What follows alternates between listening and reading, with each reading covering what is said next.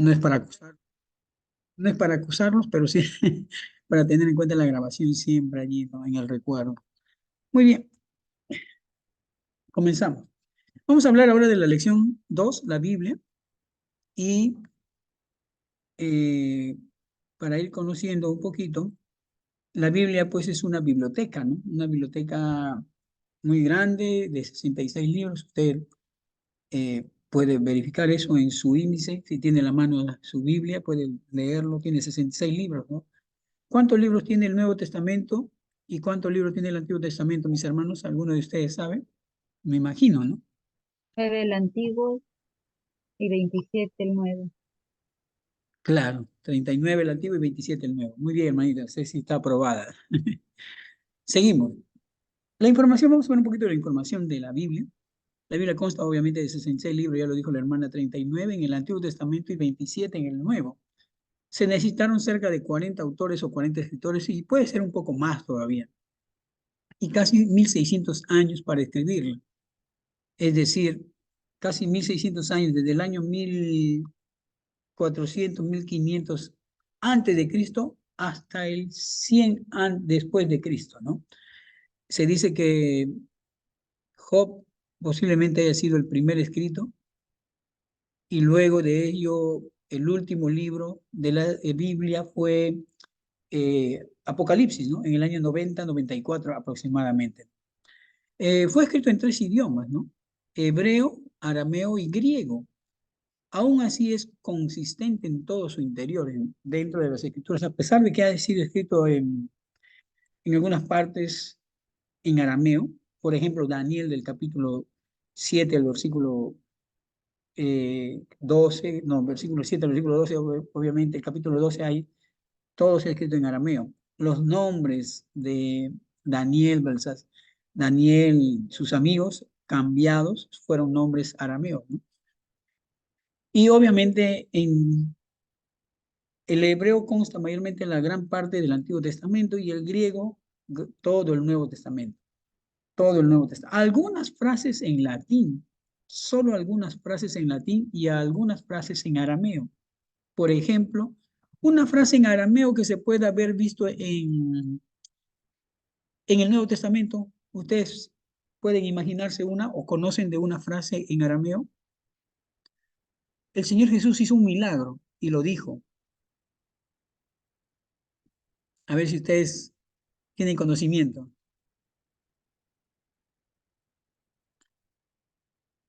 ¿Alguna? Por ejemplo, cuando Jesús estaba yendo a, a la casa de un principal, le dijeron que su hijita ya estaba muerto, que no le moleste el maestro. Pero el maestro le dice, el Señor Jesús le dice, eh, no está muerta, sino que duerme. Entonces la gente se burla, ¿no? Y él va y le dice una frase antes de decirle cierta cosa, ¿no? ¿Qué le dijo? Talita Kumi. A ti te digo, levántate. ¿Qué significa a ti te digo, levántate? Talita Kumi es una frase en arameo, porque quiero decirles algo más.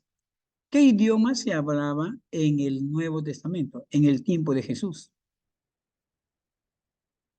Si Jesús era judío, ¿qué idioma se hablaba en el tiempo de Jesús? ¿Alguien sabe?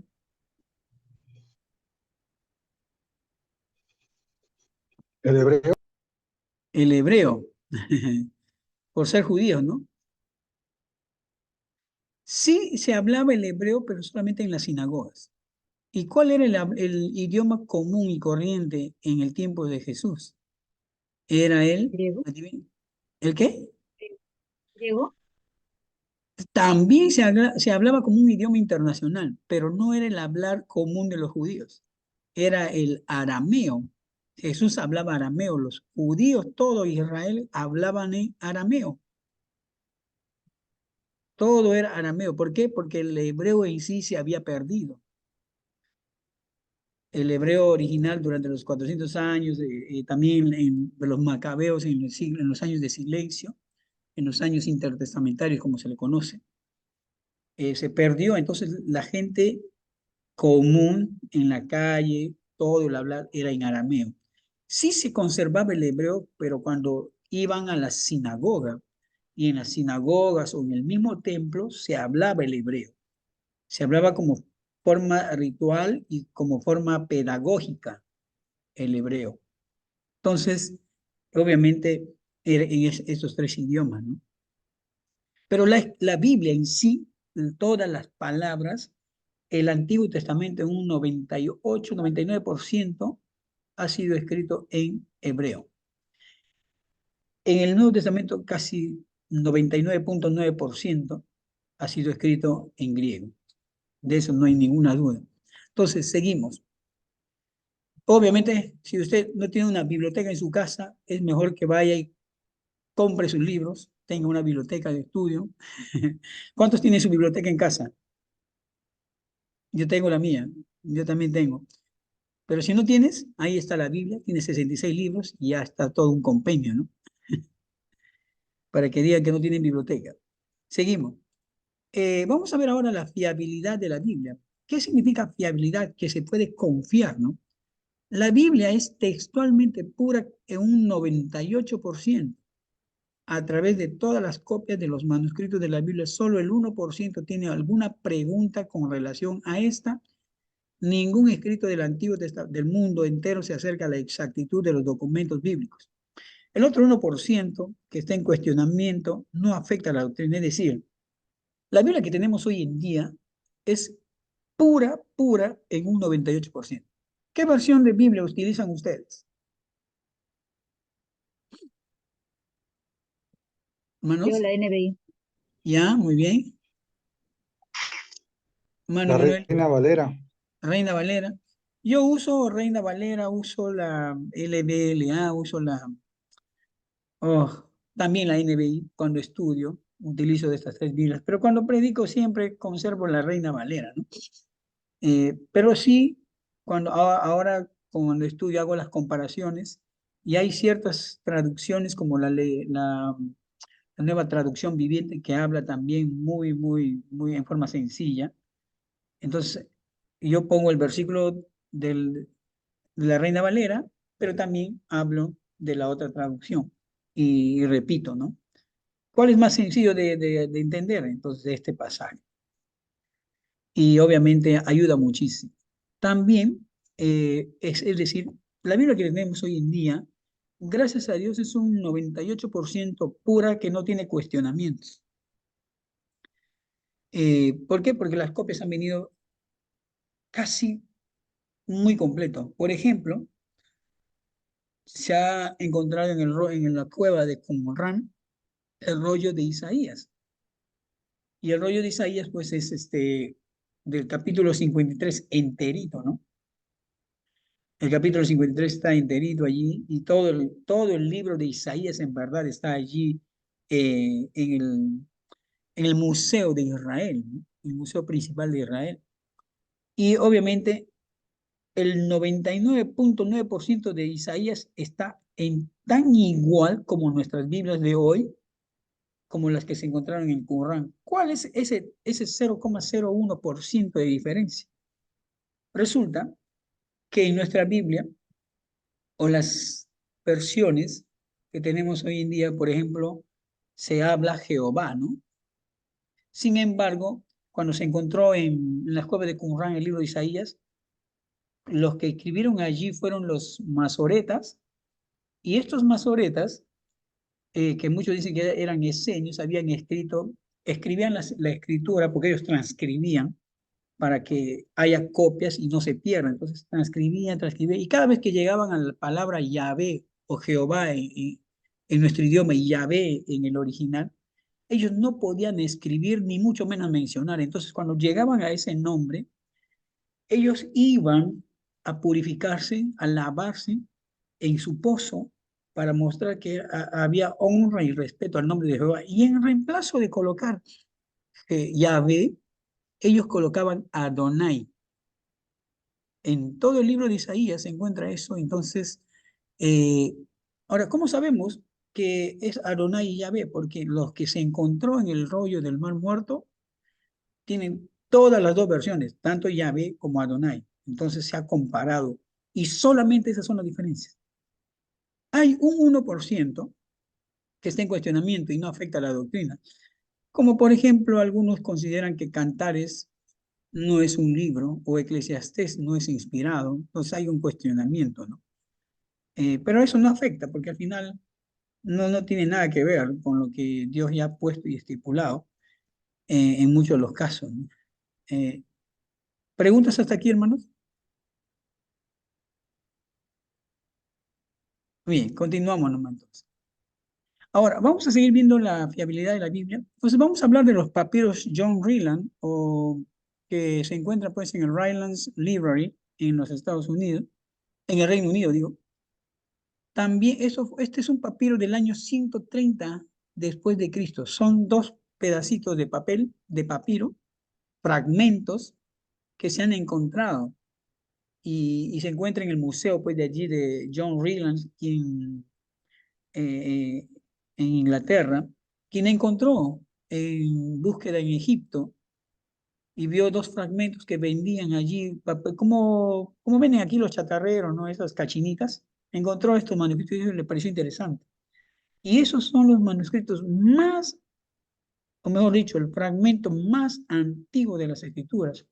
Y es con respecto al libro de Juan. Es el trozo de manuscrito escrito en papiro más antiguo conocido en el Nuevo Testamento hasta el momento y está conservado en la biblioteca. Ya sabemos dónde. Es decir, este papiro, este manuscrito, es el más pequeño de todos, pero es el más antiguo. Viene del año 130 después de Cristo. Posiblemente Tertuliano tuvo el libro entero. Posiblemente el discípulo de Juan también tuvo el libro entero o el rollo entero de papiro. Pero lo que ha llegado hasta nuestros días, lo que se ha encontrado hasta nuestros días, es este fragmento de, del año 130 después de Cristo aproximadamente. O sea, ¿y qué hay? ¿Qué libro de Juan está? Juan 16, un pedacito, un fragmento. Y se puede leer un poquito, ¿eh? Por lo menos ahora que estoy aprendiendo a estudiar, a leer el hebreo, ¿no? También puedo leer ciertas cositas aquí y obviamente es entendible en algunos casos, no en todos, porque todavía está así raspadito. Luego tenemos, con confiable en la Biblia, tenemos los papiros Bodmer, que son papiros del 150 a 200 después de Cristo. Estamos hablando solamente con respecto al Nuevo Testamento, ¿ya? Del Antiguo Testamento no existe ninguna duda de los 39 libros porque el mismo Señor Jesús los ha mencionado. O sea, quiere decir que ya estaba establecido un canon en el tiempo de Jesús. Jesús utilizó toditos los libros mientras Jesús estaba en la tierra, él mencionó a toditos los libros del Antiguo Testamento, con excepción de Cantares, ¿ya? A toditos los libros, con excepción de Cantares, y por supuesto, nunca mencionó a los apócrifos, en todo caso, ¿no? Y este papiro Bodmer fue encontrado en 1952 en Pavao, cerca de Dishna, Egipto, en las antiguas sedes del orden Pacomio de monjes. El lugar del descubrimiento no está lejos de Nag Hammadi, en donde habían sido encontrados los manuscritos de Nag Hammadi algunos años antes. Pero este papiro, que ha sido encontrado obviamente, es uno muy conservado y está allí también en Egipto, ¿no? Y lo asombroso es que tiene escrito algo sobre el Nuevo Testamento, sobre Mateo, y es allí donde según los estudios han comprobado que es antigua y de aquella época, ¿no? No es tan contemporánea al papiro anterior que hemos visto. Entonces, no debemos tener duda de la palabra de Dios, ¿no? De nuestros escritos. Casi al 98% está seguro lo que existe allí. Seguimos. También, ¿cómo es que llegamos a tenemos también este papiro, el papiro Chester, ¿no? El papiro Chester, que obviamente nosotros hemos llegado a ver esto por internet y aquí se lo ha descargado, ¿no? Y obviamente es algo muy antiguo, pero da a conocer de dónde procede el papiro Chester, ¿no? De qué año viene.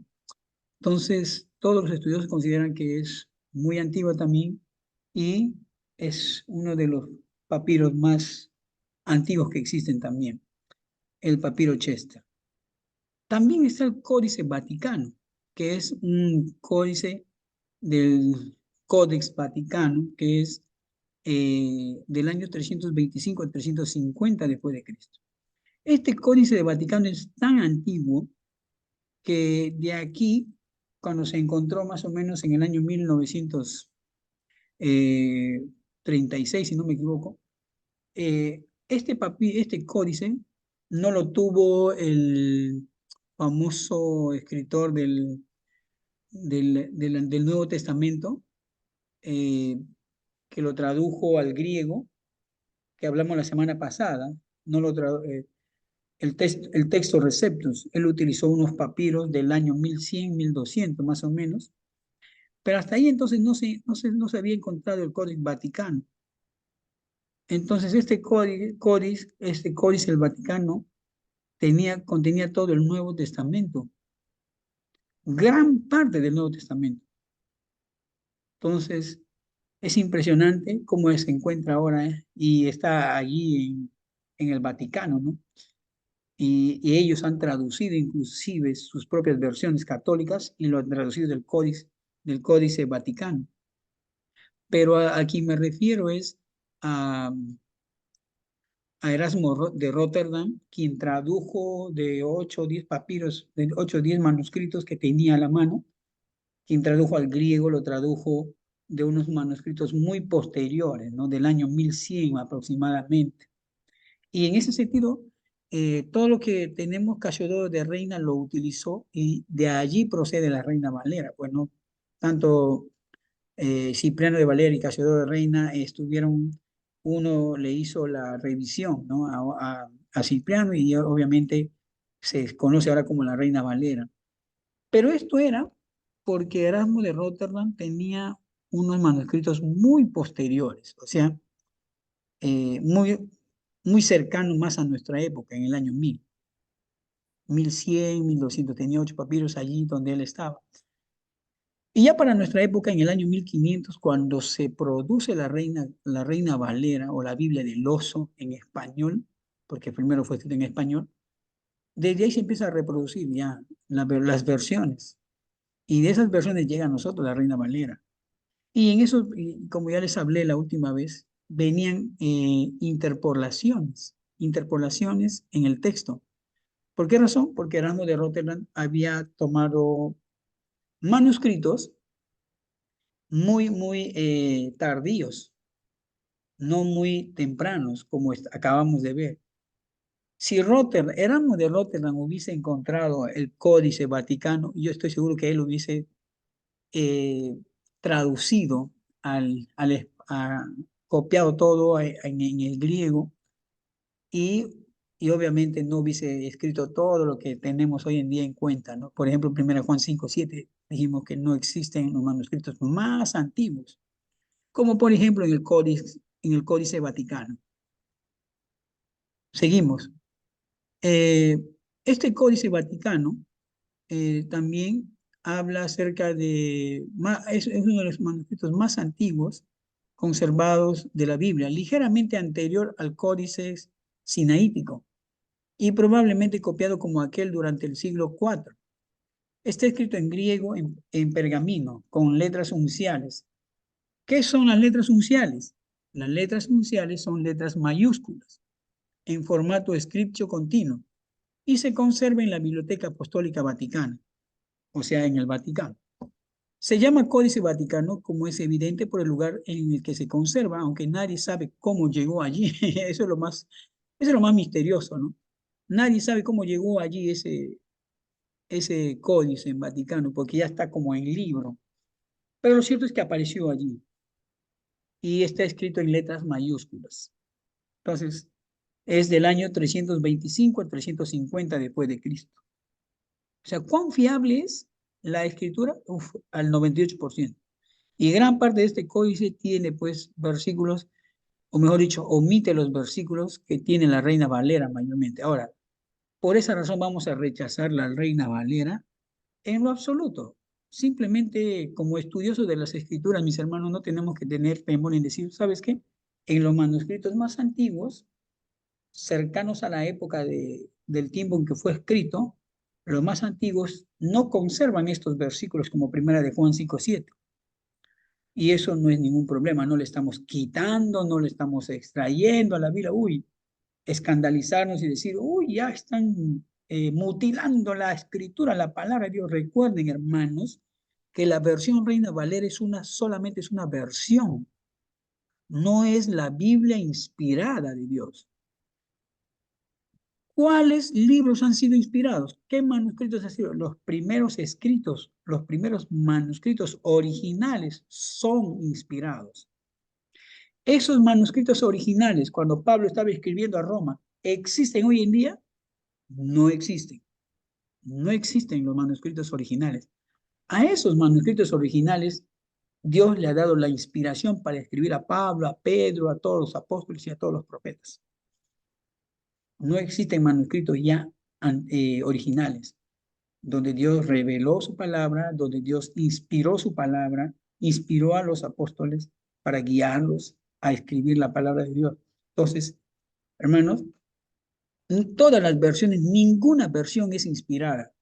Tiene la inspiración sagrada y divina de Dios.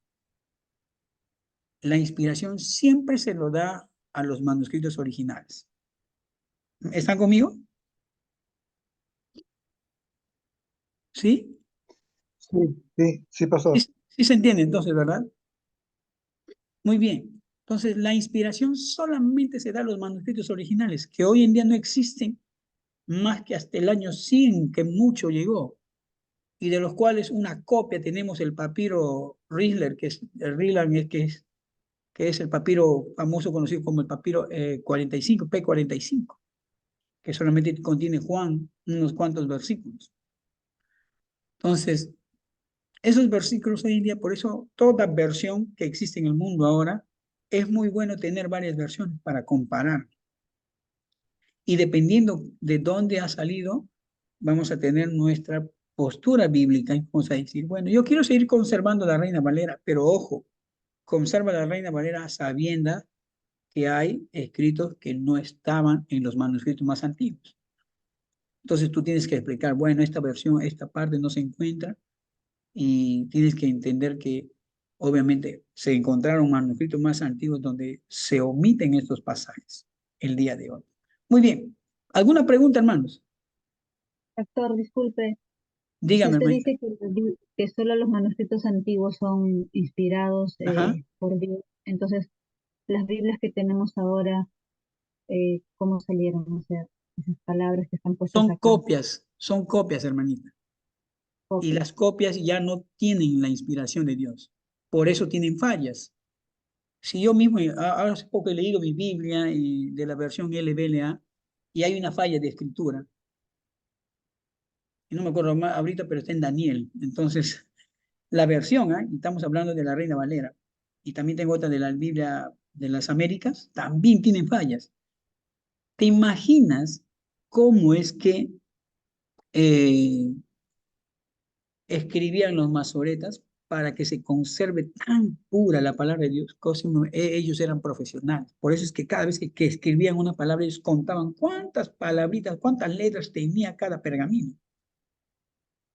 Y ellos contaban uno, dos, tres, cuatro, y volvían a contar para asegurarse que estaban bien escritas.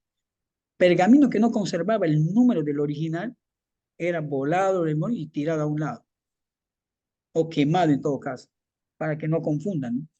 Entonces, a veces el masoreta escribía y estamos hablando ya de las copias, no estamos hablando de los originales.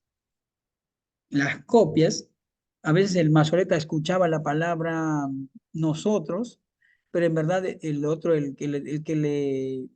porque era así, ¿no? Alguien dictaba y él escribía las copias. transcribía las copias. A veces alguien le decía, y a veces por el cansancio, tal vez ya no escuchaban nosotros, sino vosotros. Cambiaban la palabra, que en el hebreo es muy parecido. En el hebreo es muy parecido la palabra. Entonces, por eso, cuando Pablo estaba escribiendo con pluma y tinta la carta a Colosenses, la carta a Éfeso, la carta a Timoteo, ese momento Dios estaba inspirando las escrituras. Esa es la escritura que había sido inspirada. Esa era el aliento de Dios dado. Y de allí inclusive, Pablo dice en Gálatas o en 1 Corintios, que de esta carta se lea también la de Colosas, se lea de Tesalónica. Entonces, pero los hermanos, como bien sabes, obviamente un pergamino no duraba mucho, entonces obviamente ellos tenían que transcribirlo o reescribirlo para que llegue a su destino. Porque estos papiros son muy, muy, muy frágiles. No duraban más de 10, 15 años, o más de 10 años, mucho. Entonces, ¿cómo se han conservado? Algunos lo han guardado, pero bien en oscura para que no se malogren, ¿no? Entonces, todo eso implica la inspiración. La Reina Valera no es inspirada, Pastor, la NBI no es inspirada, ninguna otra versión es inspirada. Dígame, hermano. pastor, no es inspirada, pero sí es confiable. O sea, me refiero, la escritura no es inspirada por Dios, es una copia, pero sí es 100% confiable.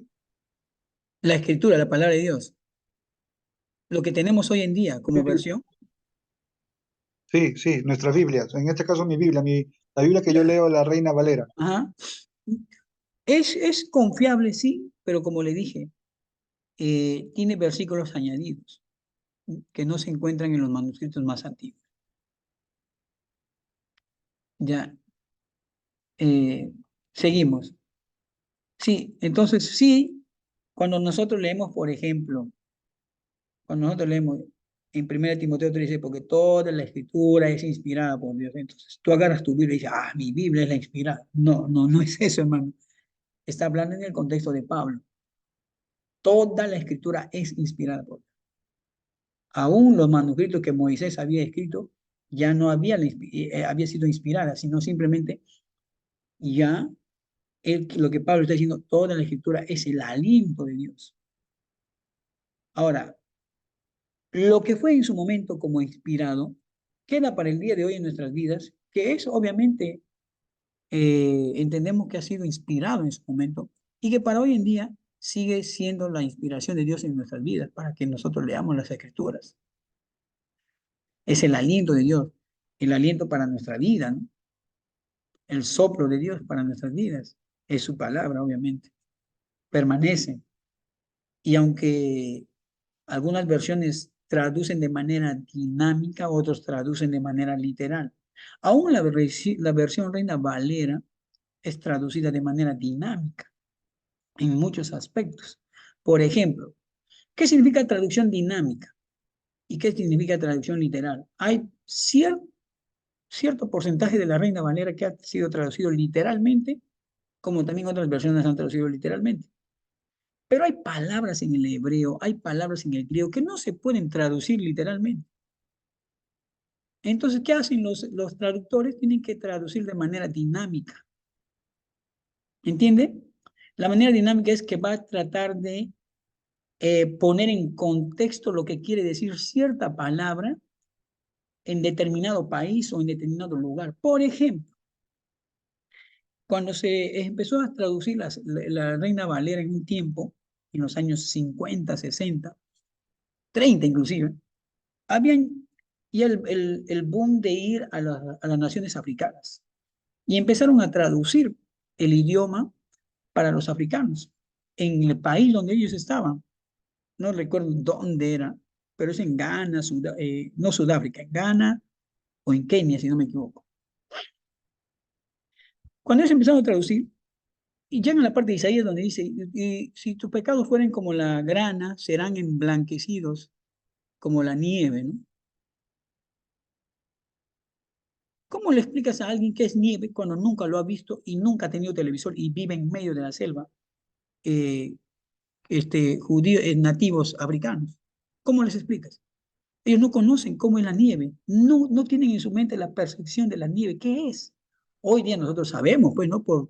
Porque vemos televisión, nos cuentan y hemos visto tal vez cuando hemos ido por el ciclo. Pero un africano en su tierra, en su país, siempre ha visto lluvia, nunca ha visto nieve. Entonces, ¿qué hizo el traductor? Cuando ellos veían que ellos comían bastante coco y cuando abrían, ellos consideraban que el coco era la pureza, porque adentro su pulpa era blanca. Entonces el traductor tuvo que traducir de manera, valga la redundancia, dinámicamente. Entonces no dijo como si tus pecados fueran como la grana, y ahí tuvo que inclusive hablar de otra cosa.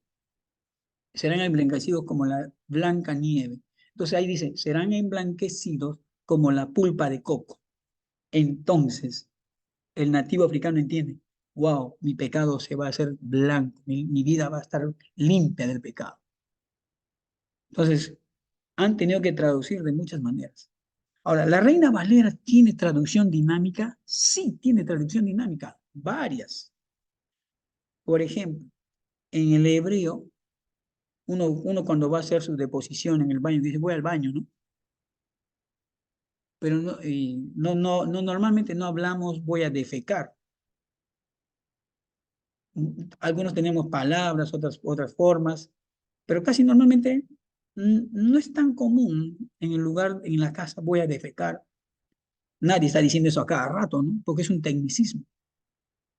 Tal vez en algún hogar sí, aquí de repente ustedes, hermanos. Pero en el común del pueblo nadie habla esa forma. En el Antiguo Testamento, por ejemplo, la Reina Valera ha utilizado ciertos eufemismos, que son dinamismos, para ser traducidos una expresión que no era tanto. Por ejemplo, ¿qué significa cubrirse los pies? ¿Mm? ¿Alguien sabe? ¿Tiene alguna idea de qué significa cubrirse los pies?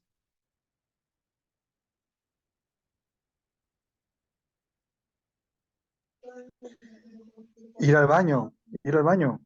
Ya, muy bien, ir al baño, obviamente. Sin embargo, la Reina Valera opta por no poner la palabra defecar, porque entonces mejor lo ha puesto cubrirse los pies. Ahora, ¿por qué se cubrían los pies? Porque recuerda que ellos no usaban pantalón ni correa, ellos usaban tipo túnicas grandes. Entonces la única forma que ellos podían hacer es ir a algún lugar, hacer un hueco, si es en una cueva, como es en el caso de Samuel 24:3, entró a una cueva y allí se levantaban un poco las rodillas y se cubrían los pies y ahí pues defecaban. Entonces, para no decir lo que exactamente estaban diciendo. Entonces, todas las versiones bíblicas hacen de manera dinámica, muchas traducen de manera dinámica en algunos casos. Aún la Reina Valera. La Reina Valera no ha sido traducido literalmente. Por ejemplo, en el hebreo, la ira de Dios, o en el griego, o en la ira de Dios en el Antiguo Testamento, significa la nariz hinchada de Dios. Literalmente se debería de traducir la nariz hinchada de Dios. ¿Por qué? Pero ¿cómo le ponen la ira de Dios, ¿no? Pero no se entiende en el contexto. Entonces ellos han tenido que poner de forma dinámica. Porque la nariz hinchada, ellos pensaban, se referían a un toro embravecido, se le hinchaba el hocico, estaba todo furioso. Entonces ellos dijeron, sí, la nariz hinchada de Dios, es la ira de Dios, la furia de Dios. ¿Entienden? Entonces, se ha tenido que traducir de muchas maneras. Y ese es un aspecto ya cuando se enseña las ciencias bíblicas, ¿no? Ese es en otro estudio. Pero para que conozcan un poquito, se va a apagar en unos minutos y volvemos a entrar, hermano, ¿sí? Con el mismo link. También contenía originalmente una copia completa de la Biblia de los 70, hablando de el Códice Vaticano, ¿no? Contenía originalmente una copia completa de la Biblia de los 70 y del Nuevo Testamento, pero las páginas 1519 a 1536, desde Hebreos 9:14 hasta el Apocalipsis, se perdieron y fueron reemplazados por un minúsculo suplemento del siglo XV, o sea, en el año 1957. Consta de 759 hojas Faltan una parte importante del Génesis y algunos salmos. El estilo de la escritura es sencillo y elegante. El pergamino es muy fino y delgado, posiblemente se realizó en piel de antílope. Se ha datado paleográficamente en el siglo IV. O sea, el Códice Vaticano es antiguito, ¿no? Seguimos. Códice Sinaítico. El códex consiste de un total de 346 folios de hojas, escritos en 4 columnas. De estos, 199 corresponden al Antiguo Testamento y 147 y medio al Nuevo Testamento. Y a los otros 2 libros, la Epístola de Bernabé y parte del Pastor de Hermas. El Pastor de Hermas es un libro de historia del pastor Hermas, posiblemente un obispo de Hermas, y obviamente allí él tenía en cierta parte estos escritos. El códice sinaítico, ¿no? Y este códice obviamente data del 350 después de Cristo, casi tan cercano al Códex Vaticano. Todos allí ha sido escrito, como ustedes pueden ver allí en la pantalla, si es que pueden verlo, está escrito en letras unciales. ¿Qué significa unciales? En letras mayúsculas. Entonces, tienes en forma de columna, lo escribieron, ¿no? Pasajes, varios pasajes. ¿Por qué? ¿Por qué no ves tú allí capítulo, versículo 8, subtítulo allí? Porque en esos años no se escribía así. ¿Cuándo lo escribieron? ¿Cuándo empezaron a poner los versículos y capítulos? Antes no tenían. ¿Cuándo lo pusieron? Recién en el año 900 pusieron los capítulos y en el año 1300, 1400, si no me equivoco, pusieron los versículos. Es un gran trabajo haberlo puesto en versículos,